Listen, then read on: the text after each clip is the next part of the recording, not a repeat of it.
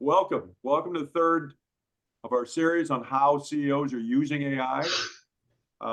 You may not know it, but we've been tracking everybody's progress. And just during the past month, we've seen an increase of usage of AI by CEOs. It was 70% last month, though it's now 75% of the CEOs are at least using AI.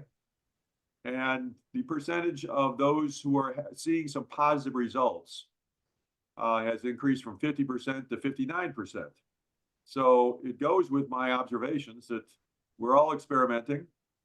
This is very early stage, but it's really important that we continue to learn and look for those opportunities where we can make a difference in our own businesses. So I'm very pleased. Again, today we have our moderator, Matthew Swanson, managing partner of Silicon Valley Software Group. And he'll be talking with our guest, Alliance member Cal Lai, who's the founder and CEO of AskVet. And he's been developing and using AI tools for long before ChatGPT was launched to the world. And after we hear from Matt and Cal, we're going to go into breakout groups. Actually, after we hear from Matt and Cal, we'll have some time for a few questions. And then we're going to break out in smaller groups where each of you individually can talk about your current use cases or ideas or total absence of how you might use it. So we're going to use a interactive where you'll actually be able to meet the other CEOs on the line. So with that, let's get going. Matthew, take it away. Great, thank you, Paul. As mentioned, this is a continuation of our series on AI for CEOs, where we cover topics that every CEO needs to know about this emerging trend. And today we're going to talk about data, which we've all heard is important to creating AI. So we're going to discuss three aspects of collecting, organizing, and enriching data for AI. And then we're going to be joined by Cal Lai, who will share his journey, his firsthand experience of customizing an AI solution, one that has beaten many industry benchmarks. And notably, all of this has been accomplished with a small team, which we hope will inspire those here to see that with the right data, everyone can get started with AI.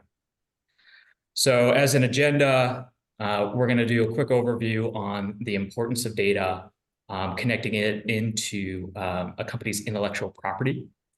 And then, as discussed, we're gonna have a Q&A with Cal, covering topics around what kind of data did he need to collect for his AI, how long did that take, how did Cal turn this data into a machine readable format, another big challenge, and then what other data sources are out there to consider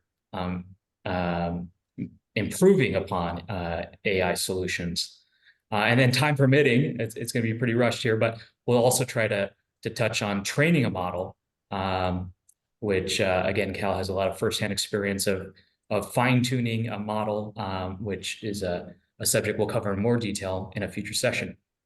But to frame up the discussion and really get into why is data so important, it's helpful to connect it to the topic of value. What is a company's value? Well, in the most general sense, the value of a company is the ability to move customers into action, right? Whether that be get a customer to come to your website or walk into your store or follow you on LinkedIn or ultimately make a purchase. It's the accumulation of these actions that define a company's value. Related to value is a concept of intellectual property. What is a company's IP? One way to look at that, it's any process that informs an organization's ability to move customers into action, right? So we all have these best practices that are unique to our company on how we get customers to our website to make purchases, etc. And one of the most fundamental properties of process and IP is the language we choose to use, specifically the domain language to describe these processes. So, each company has their own unique products with their own branded proper nouns. If you look at two different companies and just listened to all the words they used, and AI would be able to distinguish one company from another just through the words. And these uses of words are going to lead to competitive advantage across a number of factors. If you service customers in Northwest America, it's the way you speak, the nuances of how you communicate to that demographic that's going to set you apart from a competitor in the Southeast. So this language data that defines an IP that leads to value is everywhere. It's on website copy. It's in our sales calls. Our employees are communicating all day long about how they're using processes to deliver value to customers. So with that in mind, it begs the question, where is this IP? So we described what it is. Where is it? Well, for the most part, it's locked up in your employee and customer brains, right? 90% of the economy is still offline. But increasingly, these processes are being digitized, mostly in third-party vendors. So when that language, when those processes become digitized, it turns into data. And this data is sitting across a lot of different locations. Some examples to illustrate your customer data. If you're using Salesforce, Salesforce has digitized a lot of those customer sales conversations. It's sitting in their cloud. Your marketing campaigns, all the language that's used to get people to come to your website is being stored in HubSpot. Genesis is a tool if you're using customer support that's storing customer interactions that lead to retention and churn. Your employees are typing to each other all day long on Slack. They're talking, they're documenting how they're adding value, but it's being stored in Slack. Your product's being described in Jira. We all have hundreds, thousands of documents in Microsoft Word that define how we do our best practices, all stored in the cloud. So one challenge for a lot of companies is collecting this data. If you're using any of these tools, you have a starting point. It's being digitized, it's being stored. So the next challenge is, how do you put it together for AI? How do you organize it? And one of the common trends is to collect data into a warehouse, into a central store. And to illustrate why this is important, we can look at some use cases that can only be accomplished with AI if the data is together. So for example, if your website traffic is in Google Analytics and your customer relationships are in Salesforce, your AI won't be able to see and connect the dots when a prospect who has gone away and stopped interacting with you all of a sudden comes back to your website, right? That's a very likely indicator that the customer is ready to be re-engaged. But unless that data is together, AI won't connect those dots. One of my favorite examples is we've all asked ChatGPT to write an email like us and have been very disappointed in the response. It sounds nothing like us. It sounds like a human being, just not us. To get to that level of nuance, an AI is going to need to see both all of your historical emails, right, to see how you would write particular content. But also, it's going to have to understand your relationship with the other party. So, for example, if your CRM can tell you, is this a new contact, someone you've known for a long time? And that's going to affect the way you communicate. You're going to talk very differently to someone you've met for the first time than someone who's just about to make a purchase versus a loyal customer. So all of these data points need to be put together for AI to give us useful responses. And once a company gets to this point where they have a central data store, then we can take things to the next level and enrich that data with this vast ecosystem of data brokers that can fill in all sorts of missing gaps. So some common examples that most people aren't familiar are readily available are data points like income. Very few of us can ask our customers for this firsthand, but you can go and gather this manually. If you know someone's job title and location, and you match that to Glassdoor, you can get an approximation. But there are data brokers like Bright Data that will give this to you for fractions of a penny. And imagine what you can do, what your AI can do, if it knows one of your prospects is making $500,000 a year and the other 50,000, right? You're likely going to treat those prospects very differently. Customized offers may win over the lower income individual, where it may be a waste for the other party. And so, for lack of having this extra data, most of us just mass market, right? We send the same content to everyone else.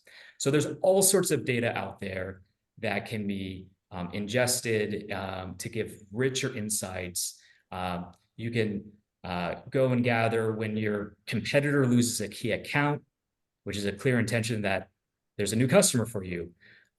You can find out when a consumer moves into a new house, which is an indication they're going to make a ton of new purchases. And so all this data is out there, ready to be incorporated into your business. And all of this enriches AI use cases. So with that, hopefully these suggestions open up new possibilities of how to think of data. We're going to now turn it over to Cal, who is going to share his experience going through the process of collecting, organizing, and enriching data. And so Cal, to frame it up here, as Paul mentioned, you've been working with AI for a long time. Perhaps you could share a little bit about the nature of your business, AskVet, and your journey to AI that led here before we get into the questions. Sure, that sounds great. Hi, everyone. So glad you joined us. I'm Cal Lai. I'm founder and CEO of AskVet. I've been an Alliance member since 2006. I started AskVet in 2014, so I've been at this for 10 years. We built the world's first virtual care platform for pets. We're the largest by far and away. We're used by a number of entities. So we have millions of consumers that have engaged with our system since the founding of the business. And what we had was a very basic communications platform. Veterinary practices would deploy it. It would allow their customers to log in behind a password because they'd have to somehow subscribe or be a member, in which case they would be able to engage with my veterinary team 24/7. So I had at its peak, about 150 veterinary professionals who worked in the network. The vast majority of them were veterinarians. We had some technicians. We were answering thousands of questions every day from pet parents. I knew that all along, one of the core reasons I was building this was I knew that AI data was going to be critical. And I've always believed that the whole value, what AI works best with is strong data. So what was I trying to do? I was trying to collect data from pet parents, have that conversation going. So all these 2 million sessions have been recorded, and 2+ million sessions have been recorded in our system. And in 2017, at the time, we probably had about 350,000 sessions. And I said, boy, I think this data, I want to see if it's going to deliver the kind of results I'd hoped to do. And what I really was trying to do was see if we could assemble the data in a way that we could actually do a differential diagnosis, essentially what you would do if you went to the doctor or a veterinarian. so that they could help you understand what problem is going on. So we built a tool, an NLP, a natural language processing tool, with very early AI data capabilities, and we stood it up in 2018. It was called My Pet Doc. It was launched on Amazon Alexa and on the Google Assistant platform. Were the most highly rated and highly used pet skills at the time. When people engage with them, they love it. So pet parent come in and say, my dog is vomiting today, what can I do? And she would ask you questions. My Pet Doc would ask questions and you'd answer them. She'd give you some answers, ask more clarifying questions. The point was to get to help the pet parent, give them advice as to what to do. Because typically all a pet parent would do is go see the veterinarian. And we know that there's a tremendous veterinary shortage going on, and veterinary clinics are so booked that they can't see people anymore for simple help. And really, people don't need to go to the vet and expend that money and time to do that. So we were able to support them. 80% of the questions our team could answer without a veterinary visit. So we launched this tool. It was very successful. The problem with it was my doctors had to build out all of the scripts, which took a lot of time and effort. So I said in 2019, boy, this could be really successful, but we don't have enough AI tools to make this easy for our team. It would take hours and hours and hours of my team's time to build out these scripts. So we put it aside. I've had a data team and an AI team ever since that time. They were always on the lookout for tools that would make this job easier. Well, in 2020, we became aware of what OpenAI was doing with generative AI. And we went to them and said, hey, we believe some of the most powerful data that feeds a large language model because they're actual recorded conversations. And at that time, we probably ended up having, 1.5 million conversations.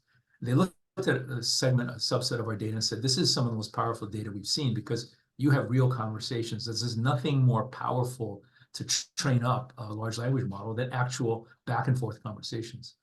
So we got an SDK, worked on that.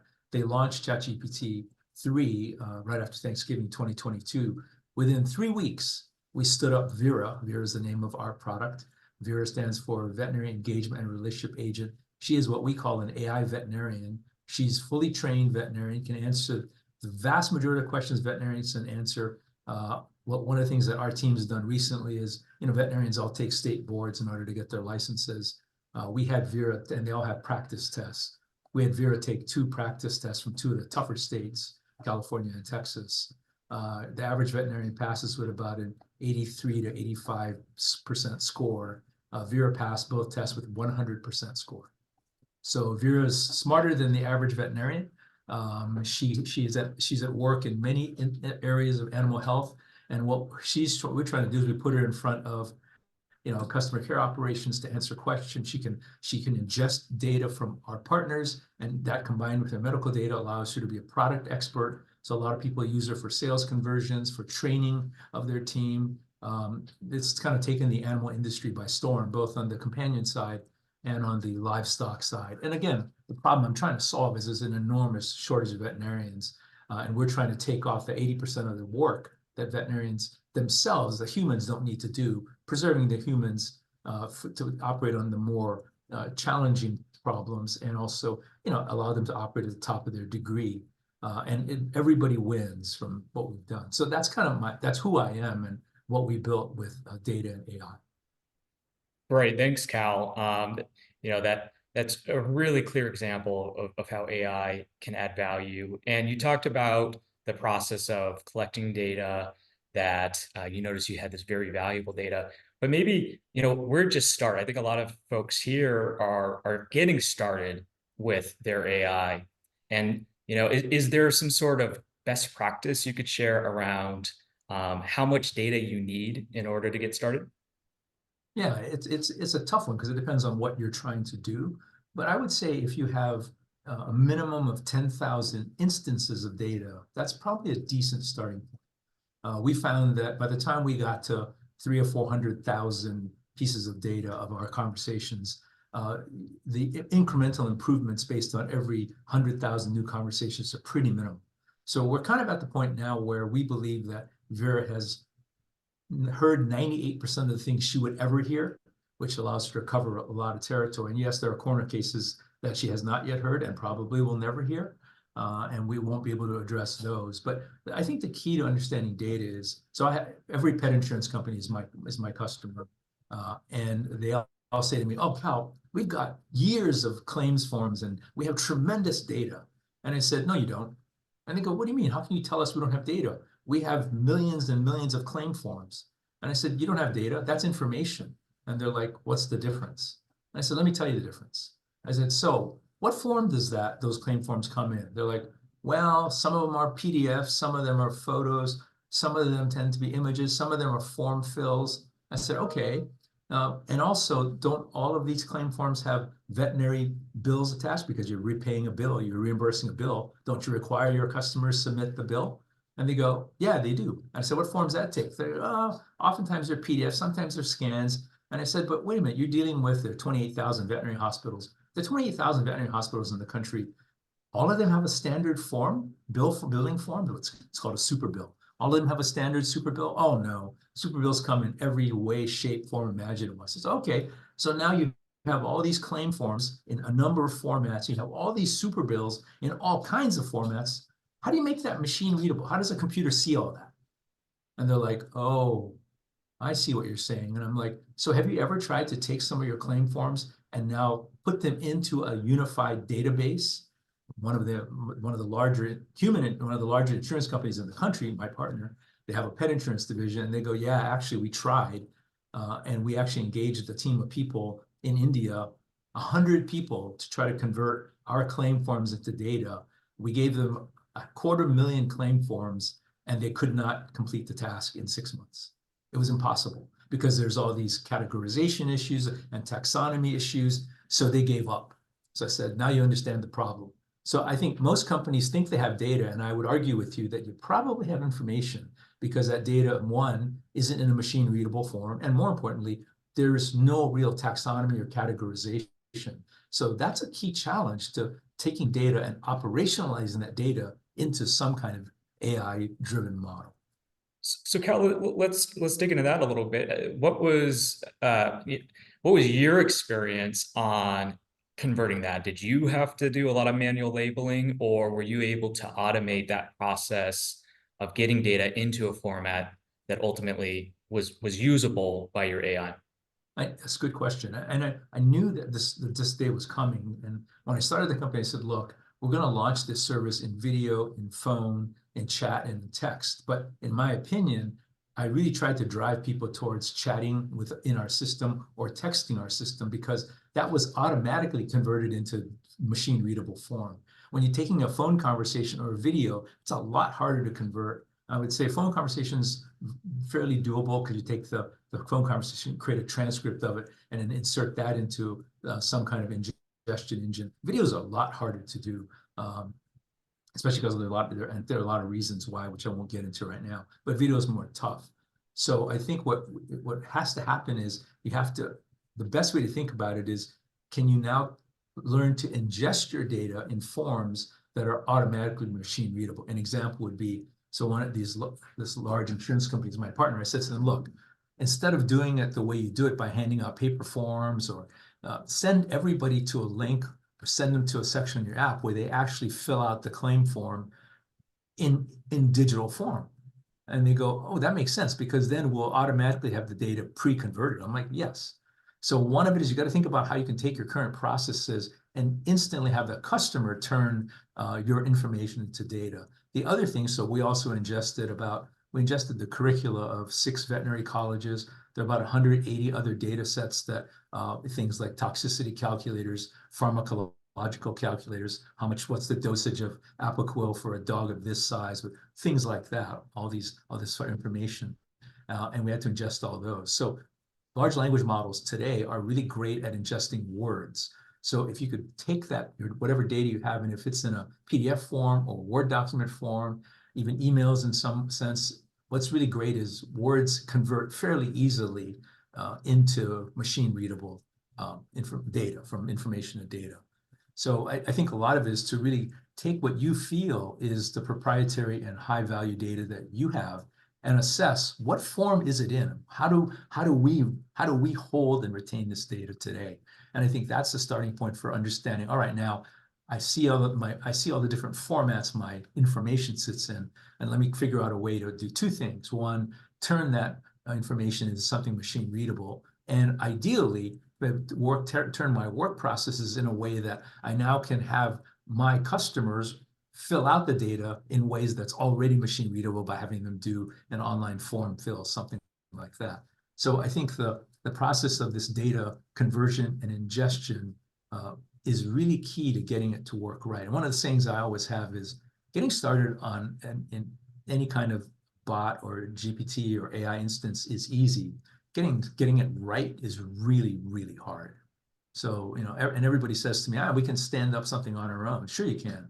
But the question is it any good? Does it add any real value? Does it really take advantage of your proprietary information, which will differentiate your AI offering from all the other people in the market? Because if we all stood up something just out of native GPT, guess what? We'd all be giving the same answers. So our responses would be totally commoditized and not at all, relevant, specific, customizable.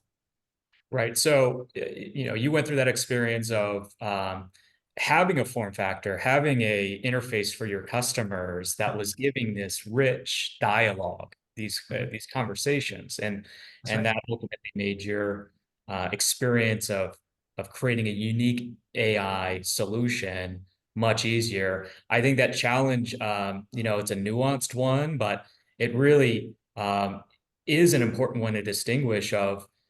Is your data in a format that's going to be trainable?